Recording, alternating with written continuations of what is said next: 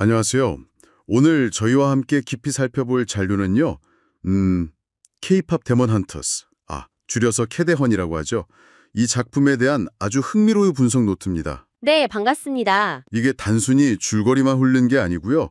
작품 속에 숨겨진 어떤 주제나 메시지, 더 나아가서는 뭐랄까 철학적이고 또 동양사상적인 관점까지 파고드는 그런 내용인데요. 맞습니다. 처음에 K-팝 아이돌이 악마 사냥꾼이라니 와 이건 정말 기발하다 재밌겠다 뭐 이 정도 생각만 했는데 이 분석 노트를 보니까 생각보다 훨씬 더 깊은 이야기가 담겨 있더라고요. 네, 그렇죠. 자, 그래서 오늘 이 숨겨진 의미들을 한번 제대로 파헤쳐 보려고 합니다. 네, 좋습니다.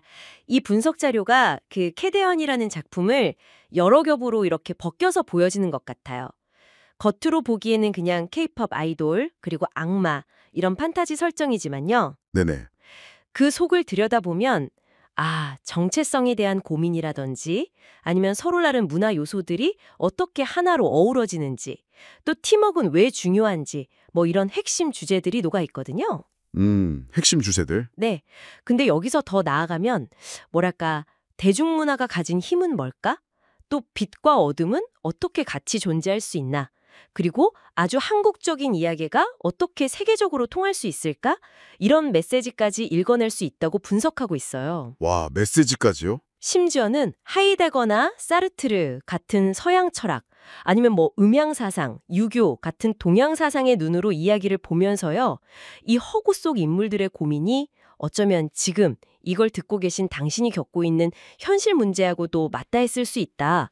뭐 이렇게까지 이야기하죠. 와, 듣기만 해도 정말 흥미진진한데요. 그럼 먼저 이 작품의 핵심 주제부터 한번 찬찬히 짚어볼까요? 네, 그러시죠. 노트에서 가장 먼저 강조하는 게 바로 정체성과 선택, 이 부분이더라고요. 그러니까 무대 위에서는 막 화려한 케이팝 스타인데 뒤에서는 세상을 구하는 악마 사냥꾼. 네. 이 정말 극단적인 이중적 삶 말이죠. 근데 사실 생각해보면 뭐 정도의 차이는 있겠지만 우리 모두 사회적인 역할, 그러니까 보여지는 나랑 내 안의 진짜 모습, 내면의 나 사이에서 고민할 때가 있잖아요. 그럼요. 누구나 있죠. 당신에게도 혹시 그런 순간들이 있지 않으신가요? 이 K대원 주인공들이 겪는 혼란이 어쩌면 그런 보편적인 고민을 극대화해서 보여주는 것 같다는 생각이 들었어요. 그렇죠. 바로 그 지점이 많은 사람들이 이 이야기에 공감할 수 있는 첫 번째 이유일 겁니다. 분석 노트는 이 이중 정체성을 그냥 흥미로운 설정, 여기서 그치는 게 아니라 현대인이 겪는 역할 갈등의 어떤 은유로 해석을 하거든요. 역할 갈등이 은유. 네. 특히 뭐랄까 끊임없이 자신을 증명하고 보여줘야 하는 젊은 세대한테는 이 고민이 더 크게 다가올 수도 있겠죠. 그러니까 스타로서의 페르소나와 악마 사냥꾼으로서의 소명, 이 사이에서 균형을 찾아가는 과정 자체가 하나의 중요한 성장 서사가 되는 셈입니다. 그렇군요. 그리고 또 하나, 문화와 전통의 결합, 이 부분도 정말 재밌었어요. 네, 저도 그 부분이 흥미로웠습니다. 우리가 잘 아는 K-팝이라는 아주 최신의 글로벌 문화 현상이잖아요, 이게. 근데 여기에 한국의 오래된 설화나 뭐 무속신앙 같은 전통 요소가 이렇게 스며들어 있다는 거. 맞아요. 이게 그냥 따로 노는 게 아니라 하나의 이야기 안에서 굉장히 자연스럽게 융합된다는 점이요. 분석 노트에서는 이 지점에서 가장 한국적인 것이 가장 세계적인 것이 될 수 있다는 그런 명제를 떠올리게 한다. 이렇게 말하더라고요. 네네. 그 유명한 말이죠. K-팝이라는 형식을 빌려서 한국 고유의 어떤 정서나 세계관을 전 세계 시청자들에게 보여줄 수 있다는 가능성? 이건 정말 주목할 만한 지점 같아요. 네, 동의합니다. 그 가능성을 보여주는 거죠. 그리고 마지막으로 희생과 팀워크라는 주제도 있었죠. 이건 뭐 개개인의 능력도 물론 중요하지만 결국 위기의 순간에는 서로를 믿고 의지하는 그 연대의 힘이 결정적이다. 어찌 보면 K-팝 그룹 문화의 특징하고도 딱 맞닿아 있는 메시지고요. 네, 맞습니다.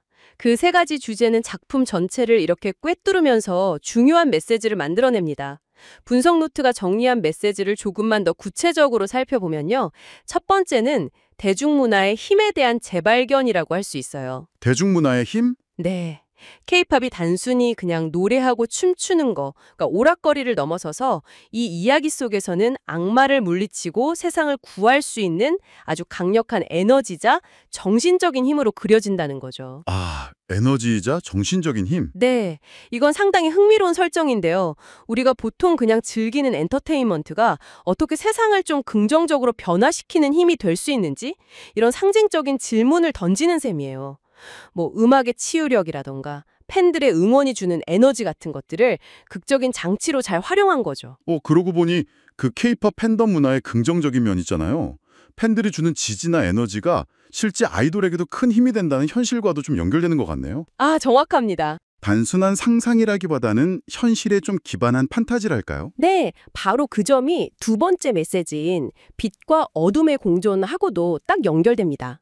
스타는 팬들에게는 더없이 밝은 빛 같은 존재잖아요. 그렇죠. 근데 그 화려함 때문에 역설적으로 어둠, 그러니까 뭐 악의 세력이라든지 아니면 내면의 불안 같은 것에 더 쉽게 노출될 수 있다는 그 양면성을 보여준다는 거예요. 아, 양면성? 분석 노트는 여기서 되게 중요한 점을 짚어내는데 그 어둠을 이겨내는 힘이 결국 자기 안에 있는 긍정적인 에너지, 즉 내면의 빛, 하고 또 팬들과의 신뢰관계에서 나온다는 겁니다. 아, 팬들과의 신뢰관계? 네.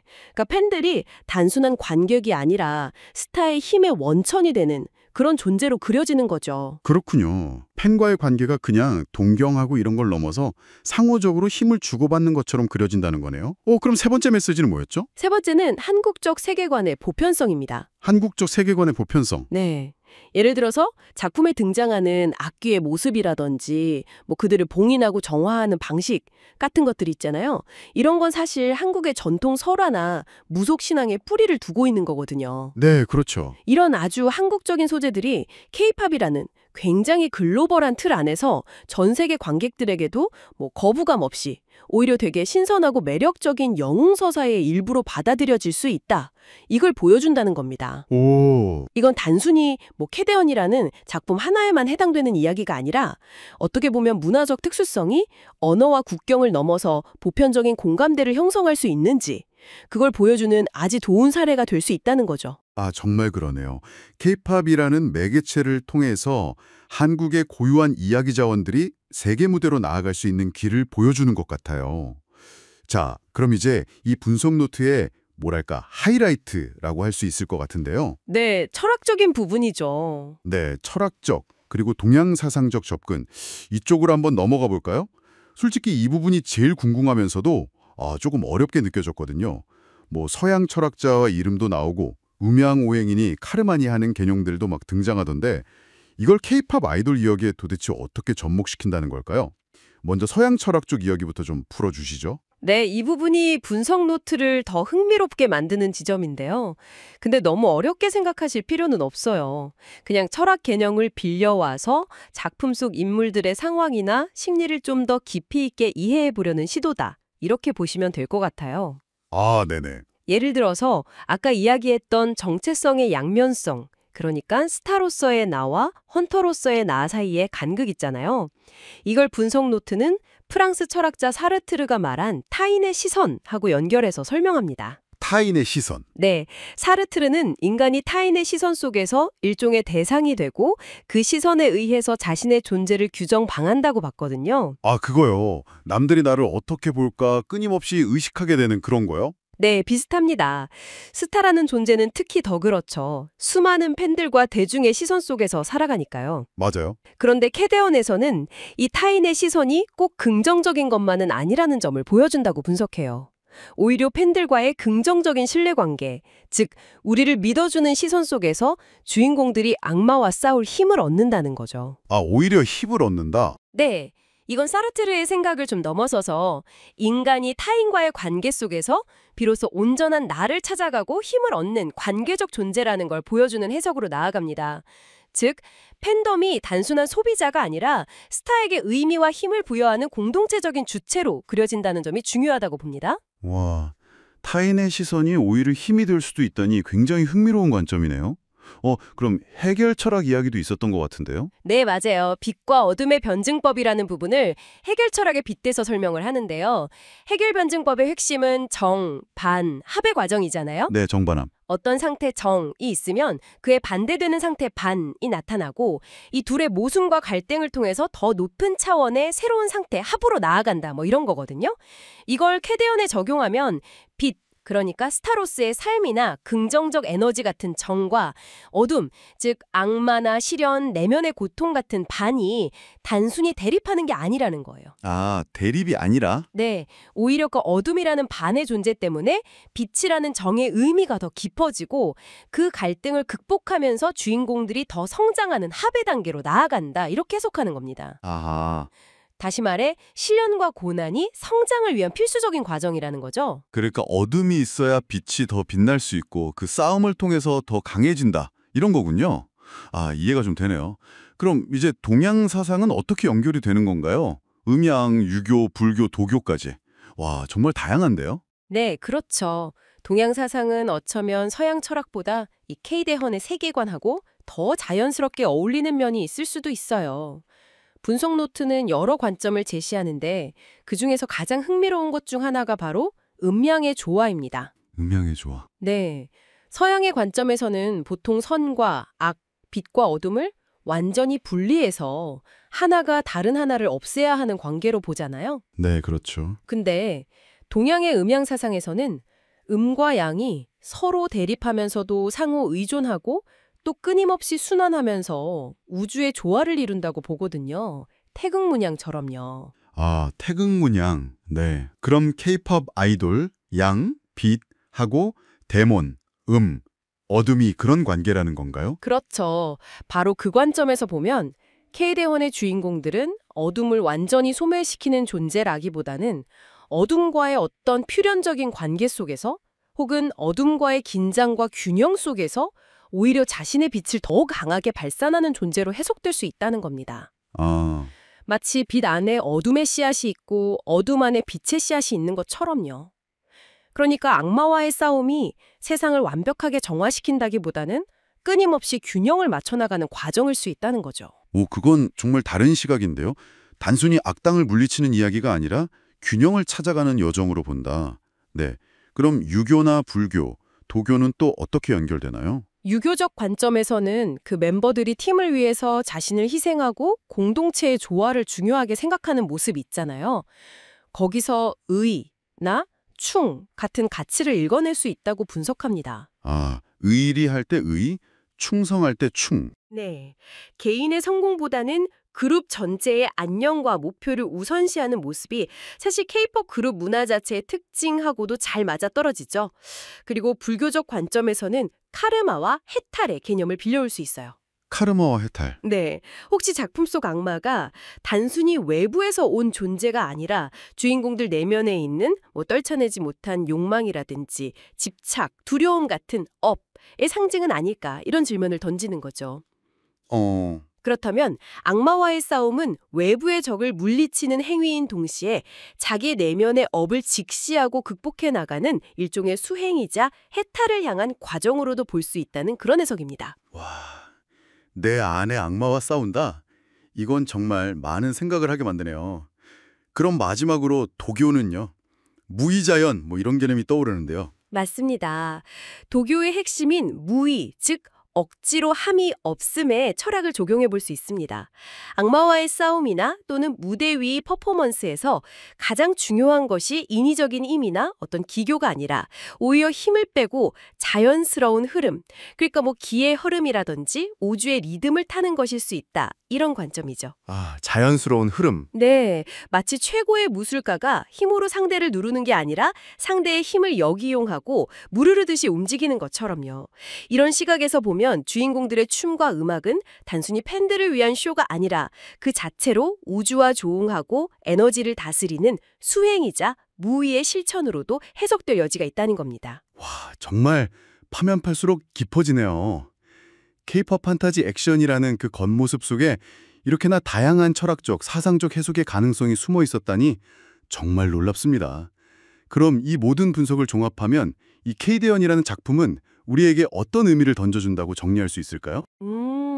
분석 노트를 종합적으로 보면요. K-팝 데몬 헌터스는 화려한 K-팝 문화와 판타지 설정을 빌려왔지만 그 본질은 결국 정체성, 공동체, 문화의 융합이라는 아주 보편적인 주제를 탐구하는 이야기다. 이렇게 말할 수 있겠습니다. 네, 보편적인 주제. 특히 현대 사회를 살아가는 어쩌면 지금 듣고 계신 당신과 같은 젊은 세대가 겪는 빛과 어둠, 그 사회적 역할과 내면의 자아, 성공과 그 이면의 고독 같은 그런 양면성을 끌어안고 성장하는 과정을 보여준다는 거죠. 네. 그리고 더 나아가서는 음양사상이라든지 유교, 불교, 도교 같은 한국의 전통사상을 K-팝이라는 아주 현대적인 글로벌 컨텐츠에 잘 녹여내서 어떻게 한국적인 서사가 세계적인 공감을 얻을 수 있는지를 보여주는 흥미로운 사례다. 이렇게 요약할 수 있겠습니다. 그렇군요. 결국 이 이야기가 그냥 판타지 속에만 머무는 게 아니라 지금 이 시대를 살아가는 우리의 이야기와도 연결된다는 말씀이시네요. 네, 그렇습니다. 분석 노트의 다른 파트,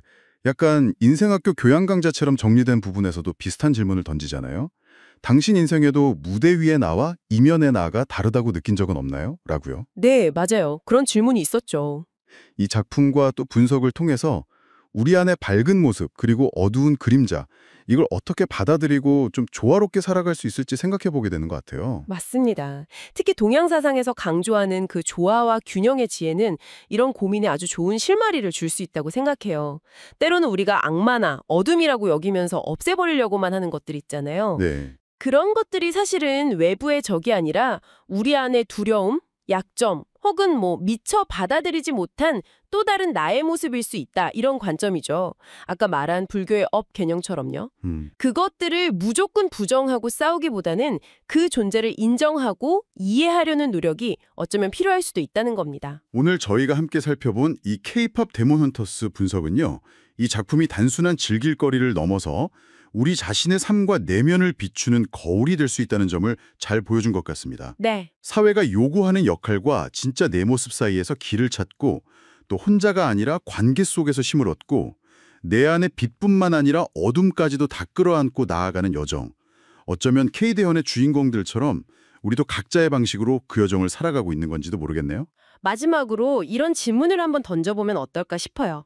만약에요. 당신이 정말 떨쳐내고 싶어하는 당신 안의 내면의 악마, 그게 두려움이든 약점이든 아니면 어떤 트라우마든 그것이 단순히 제거해야 할 대상이 아니라 오히려 당신이라는 존재의 균형을 잡기 위해서 혹은 도교에서 말하는 자연스러운 흐름을 타기 위해서 꼭 필요한 어떤 부분이라면 어떨까요? 아, 필요한 부분이라면? 네. 그 어둠이 존재하기에 역설적으로 당신의 빛이 더욱 선명하게 드러나고 의미를 가질 수 있다면 말이죠. 한 번쯤 깊이 생각해 보시면 어쩌면 흥미로운 발견을 하실 수도 있을 겁니다. 네, 오늘 저희와 함께 이 흥미로운 분석을 탐구해 주셔서 정말 감사합니다. 다음에 또 다른 깊이 있는 이야기로 찾아뵙겠습니다. 네, 감사합니다.